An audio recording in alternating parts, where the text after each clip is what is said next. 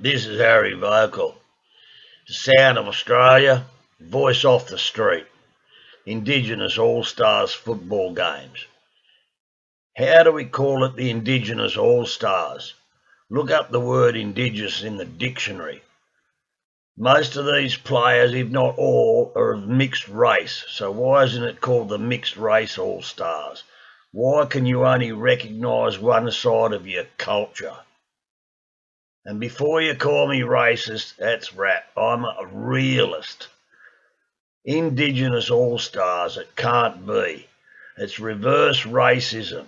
And then to boot, you've got players in there who say when they're going to play these games, they're going to refuse to stand for our national anthem.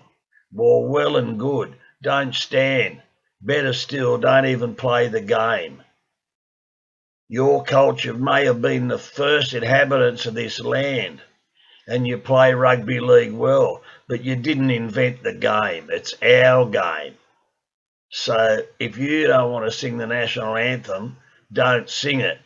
But don't force us, like all these other minorities, to the point where we aren't allowed to sing it ourselves, and you're in control. It was your land, but our game.